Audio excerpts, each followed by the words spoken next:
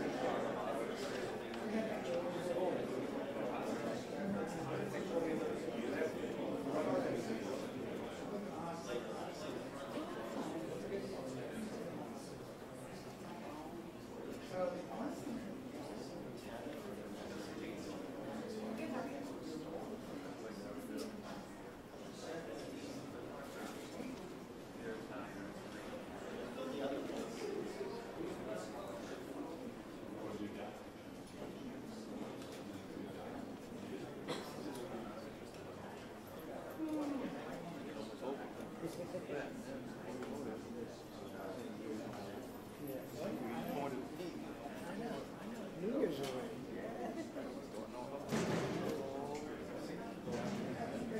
It's done already, sure. September's already gone.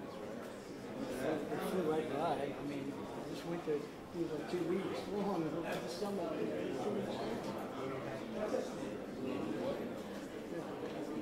No, it's not. I think October is.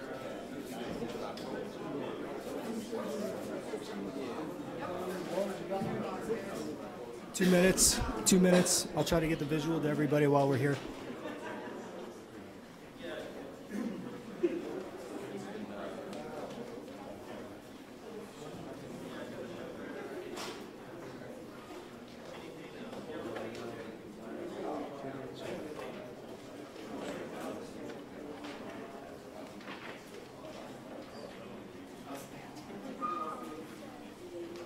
Two minutes away.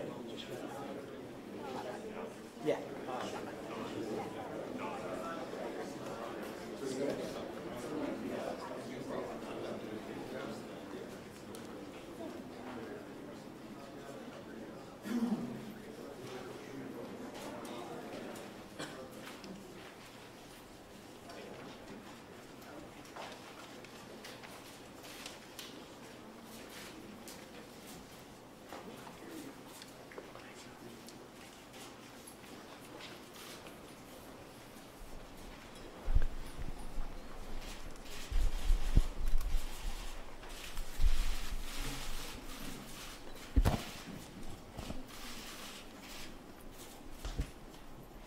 'Good afternoon. My name is Jong-un Kim. I'm the acting United States Attorney for the Southern District of New York. Today, we announce charges of fraud and corruption in the world of college basketball. The picture painted by the charges brought today is not a pretty one. Coaches at some of the nation's top programs soliciting and accepting cash bribes. Managers and financial advisors circling blue-chip prospects like coyotes, and employees of one of the world's largest sportswear companies secretly funneling cash to the families of high school recruits. In all, we have charged 10 people in 3 separate complaints. 4 college basketball coaches, 3 people associated with professional managers and advisors, and 3 with ties to the major sportswear company, including its global marketing director for basketball. These men allegedly participated in two different but related schemes. In the first, college coaches took cash bribes from managers and advisors in exchange for directing players and their families to those bribers. In the second scheme, managers, advisors, and those affiliated with the sportswear company worked together to funnel money to families of some of the country's top high school recruits, upwards of $100,000, for the players' commitment to play for the schools sponsored by that company. Let me start with some details about the first scheme. We have charged 4 college basketball coaches: Chuck Person, Lamont Evans, Emanuel Richardson, and Anthony Bland. They are all associate or assistant coaches at major Division I schools with top-tier basketball programs. They have all been in and around the game of basketball for a long time, and one, Chuck Person, played and coached in the NBA. All of them had the trust of the young players they coached and recruited, young men who looked up to them and believed that the coaches had their best interest at heart. Chuck Person, in describing his influence over one of his players, put it this way, quote, "He listens to one person. That is me." Chuck Person also explained that his players trusted and looked up to him because, as he reminded them, he had coached Kobe Bryant and had worked for Phil Jackson. But as alleged, these coaches abused that trust placed in them by the players and their families, and they violated the duties that they owed to their schools. In exchange for bribes ranging from $13,000 to almost $100,000 each, these coaches allegedly pushed particular managers and advisors on the players and their families. And certain of the coaches arranged for separate payments to be made to the families as well. Anthony Bland described what he could do for the managers and advisors this way, quote, "I can definitely mold the players and put them in the lap of you guys. The professionals whose lap the corrupt coaches put their players in were the defendants, Christian Dawkins, Monish Sood, and Rashawn Michelle. Dawkins was an athlete recruiter for a sports agency who was trying to start his own sports management business. Sood was an investment advisor, and Michelle owned a company that sold suits and other high-end clothing to professional athletes. For these men, bribing coaches was a business investment. They knew that the corrupt coaches, in return for bribes, would pressure the players to use their services.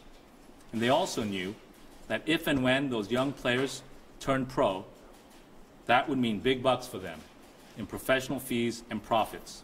As Dawkins put it during a meeting that was recorded by law enforcement, quote, "If we take care of everybody, we control everything, you can make millions off of one kid." While pushing these professionals, the bribed coaches showed little regard for the players' well-being. They ignored red flags, seeing only the green of the cash bribes flowing their way. For example, in steering players to a financial advisor, who it turned out was actually cooperating with the government, most of the coaches never asked the advisor a single question about his qualifications, his track record in handling players' money, or really anything else about his business. A simple Google search by the coaches of the advisor's name would have revealed that the SEC had brought securities fraud charges against him just last year, including for misusing his professional athlete clients' money. Similarly, with Christian Dawkins, none of the coaches warned the players or their families that Dawkins had lost his job at a sports management company after an NBA Players Association investigation revealed that he had misused his clients' credit card to pay tens of thousands in unauthorized purchases. But it wasn't just that the bribe-taking coaches ignored red flags and didn't seem to care about the qualifications of the advisors. As alleged, the coaches affirmatively lied to the players and their families. In talking to the families, they built up these professionals, some of whom they barely knew, with bald-faced lies. Chuck Person claimed that one of them was his own personal advisor and a financial advisor to Hall of Fame basketball player Charles Barkley. Well, that wasn't true. That advisor, the same one who was cooperating with the government, had never even met Charles Barkley and had never handled Chuck Person's money other than paying him cash bribes. Chuck Person also assured a player's mother that he himself had not received a penny for promoting that advisor to her. That was a lie, too. That conversation took place 5 days after Person had taken an envelope filled with $15,000 in cash from that very advisor during a secret meeting in a Manhattan hotel room. By allegedly accepting bribes in this way, these four coaches not only breached their obligations to their schools, violated NCAA rules, and betrayed the trust of their players, they also committed serious federal crimes, as did the managers and advisors who paid them. The second scheme, although slightly different, came from the same playbook of fraud and corruption. In this scheme, Dawkins and Sood again worked with 3 people with ties to a major global sportswear company to send bribe money to the families of some of the country's top high school recruits. The 3 men are James Gatto, the global marketing director for basketball at the sportswear company, Merle Code, a business affiliate of the same sportswear company, and Jonathan Brad Augustine, the program director for an amateur basketball team sponsored by that company. The complaint alleges that these defendants conspired to secretly funnel 6-figure payments to the families of 3 high school players. In exchange, the players would agree to commit to playing basketball at 2 colleges that were sponsored by that company, and eventually retain the advisory services of Dawkins and Sood, and to being sponsored by that sportswear company. Recognizing the illicit nature of these payments, Gatto and Code allegedly took steps to hide them. Instead of paying the families directly, they made the payments through Dawkins' company and Augustine's amateur basketball team. They also conspired to disguise the payments in the company's books by using fake invoices and false entries. As Merle Code put it in another recorded call, quote, "It's on the books, but it's not on the books for what it's actually for," close quote. As alleged, the charged defendants claim that the payments to the players and their families were made in coordination with the coaches at the 2 colleges sponsored by that company. Now, if you read the detailed allegations in the 3 complaints, totaling over 100 pages, you will find yourselves in the dark underbelly of college basketball. We were able to get into that world through a cooperating witness and 2 undercover agents posing as corrupt advisors and financial backers. And we obtained numerous court-authorized wiretaps and made hundreds of consensual recordings. Through these recordings, we were able to hear, in the defendant's own words, their audacious, allegedly criminal schemes. And I'm going to quote a couple of them. As Dawkins put it in one recording, quote, "If you're going to fund those kind of guys," referring to the coaches at the most elite programs, Dawkins said, quote, "I mean, we'd be running college basketball," close quote. In another recorded conversation with the FBI undercover, Dawkins explained that what they were doing, funneling money to players' families, could, quote, "not be completely accounted for on paper because some of it is, whatever you want to call it, illegal," close quote. He was right. That is what we call it, illegal. So let me walk you through some of these visuals you have here. These 2 charts or diagrams show the 2 different schemes in a picture format. So this one shows the coaches. This is the alleged coaches' bribery screen. These are the managers and advisors who paid the bribes to these coaches, who in turn pressured players to go to use these managers once they turned pro. And some of the college coaches alleged to have funneled some of the bribes to the players and their families. This depicts the alleged sportswear company fraud scheme that has the company affiliates and the managers and advisors paying cash to families, players and their families, some of them directed, according to them, by the coaches. And in exchange, the players and families would commit to Division I schools. They would file false certifications about their amateur status and would receive athletic scholarships in return.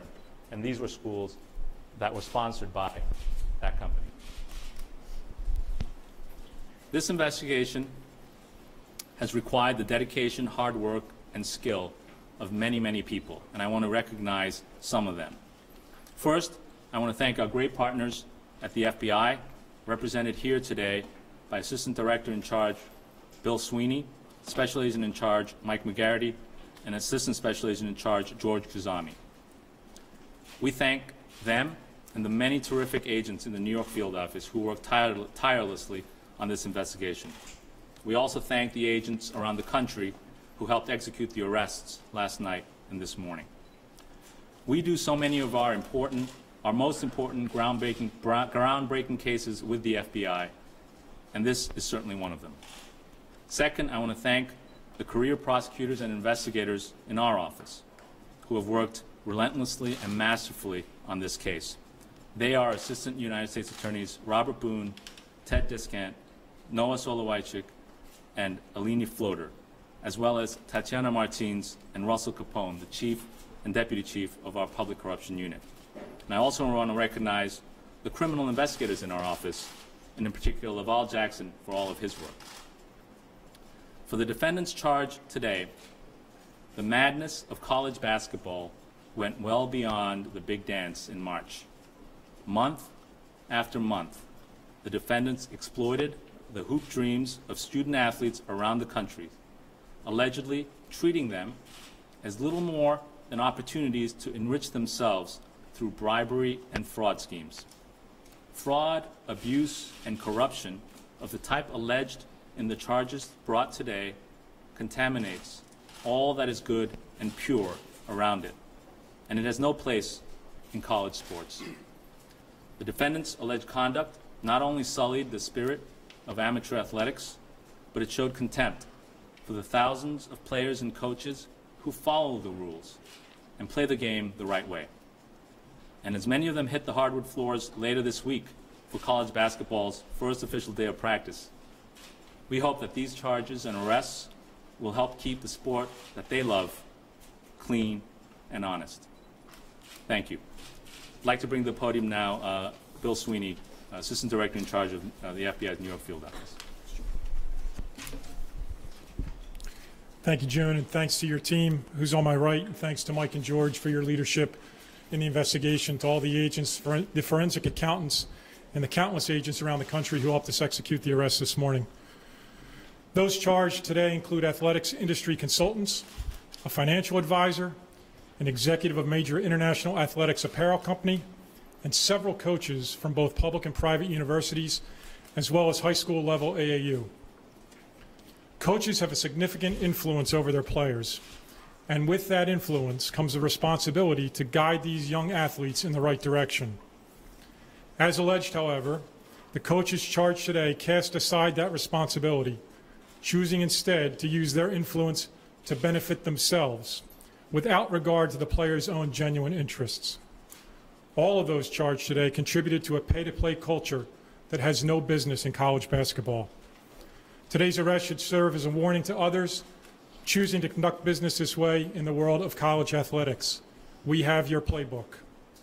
Our investigation is ongoing, and we are conducting additional interviews as I speak.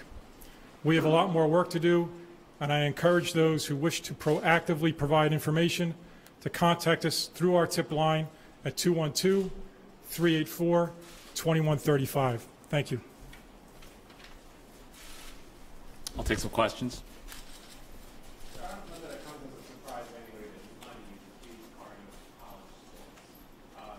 I guess my question is, how widespread do you believe this is?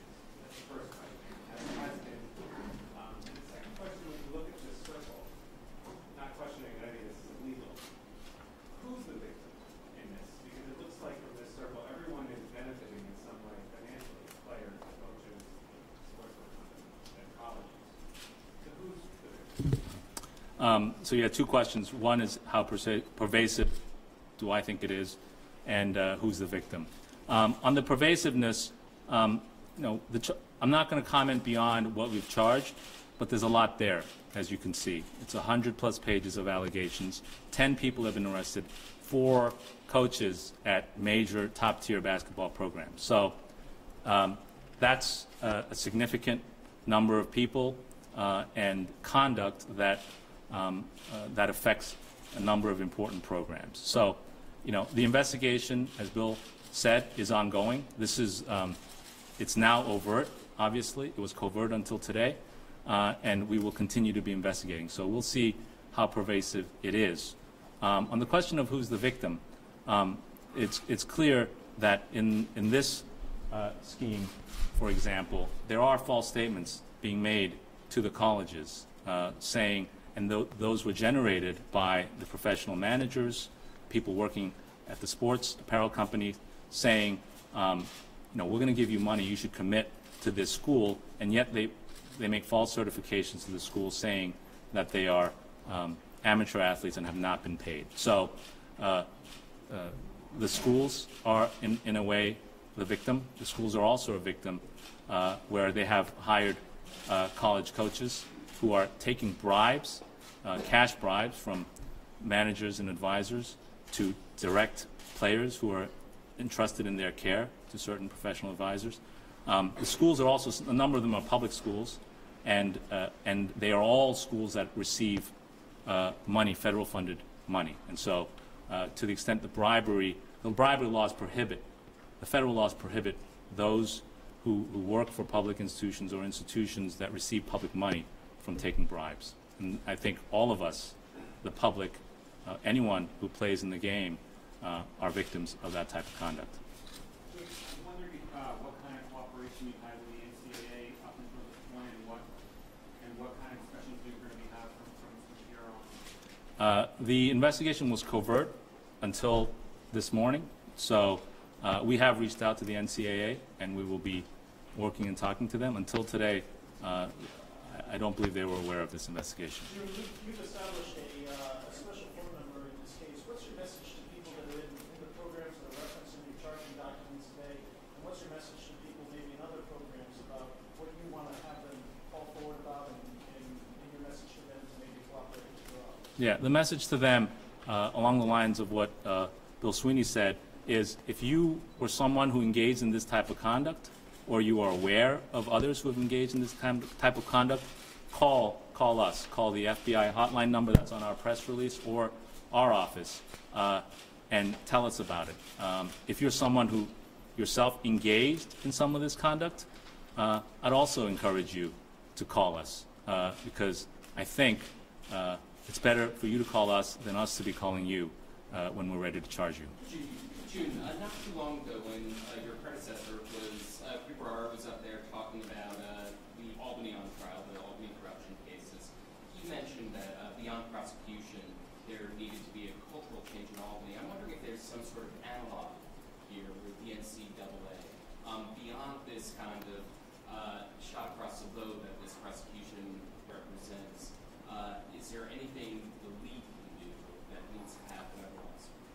As I said, we haven't been in communication with the NCAA until today. So the message of this case is that we have uncovered the conduct that we've alleged in this complaint. It is serious. They are federal crimes, and it involves a number of important programs and important coaches. And the message is, if it is pervasive, then people should be looking at it. And I'm not going to comment much more on what the NCAA should or could do. We speak through our charges, and I think the charges speak pretty loudly. Would you say that it's fair to say that the charges hinge on those NCAA rules? And secondarily, without you telling what the NCAA to do, was it important to you beyond the fact that because of NCAA rules with false certifications, and certainly what you just said, you've kind of spoken independently of the importance of amateurism in college sports. Do you guys take a position that it's important that college sports be amateur? Let me take that last part first. We're a prosecutor's office. We're not taking a position on what's good for amateur sports or things of that nature. What we do take a position on is if you violate the law, we're going to investigate it and prosecute you.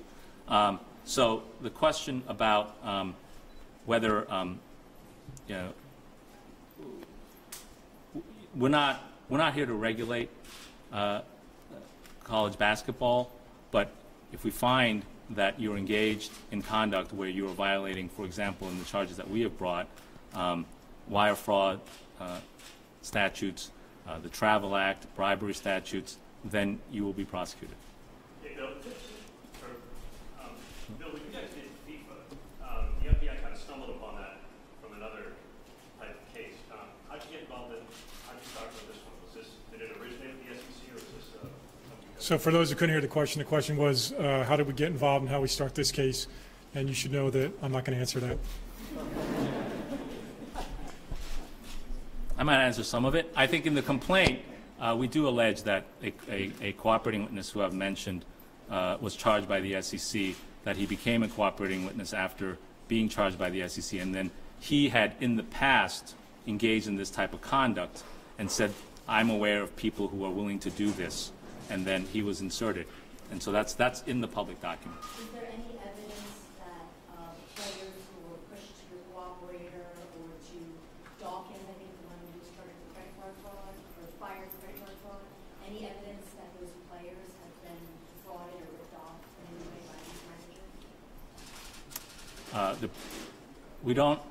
There is no allegation in the complaints that I'm aware of the players that are described in the complaints being ripped off by these defendants, other than being told all the lies that I referenced and being told that they're being sent towards certain advisors because they thought it was in their best interest, when in fact they were just getting bribes.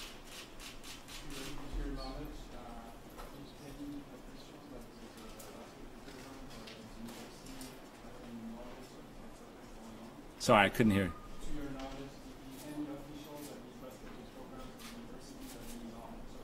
Did any officials at the well, there are a number of coaches who have been charged. Oh, higher. There are no allegations of in the complaint of administrators participating in the bribery.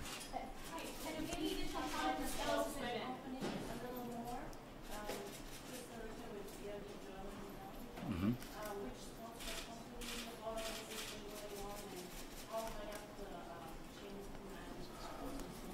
Okay, so for the sportswear company, we haven't named the company or any particular school in our charging documents. That's what we generally do. We don't name individuals or entities that are not charged. That being said, the internet's an amazing thing. You search these folks, you know where they work.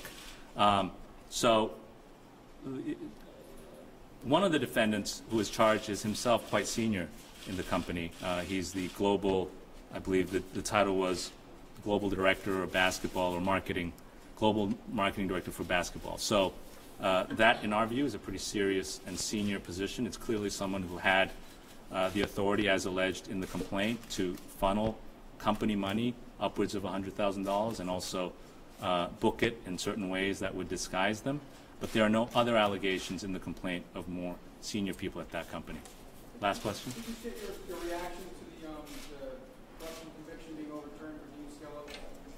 Yeah, you know, we issued a statement just before coming down. You know, we're still assessing our appellate options, but we look forward to retrying Dean Skelos and Adam Skelos. The reversal, if you read the decision, makes clear that the evidence that we presented at trial was more than sufficient to prove their guilt under any standard, even under the new McDonnell standard. But because McDonnell came out after and the jury instruction at the time didn't obviously reflect what was later to be the language in the McDonnell decision, the Second Circuit reversed it and sent it back for a retrial. As I said in the statement, we look forward to a retrial and again presenting that evidence to a jury of New Yorkers and giving the public what they deserve, we think, in that case, which the justice that they deserve. Look, we can see from this case and all, you know, the work that went into this, cleaning up corruption is difficult work. It's certainly difficult in New York State government, but we're here, and these folks standing here are here to do what we can to make sure that our government is clean and honest. And how confident are you in get another conviction? We're pretty confident. How are you going to change your strategy in McDonald's?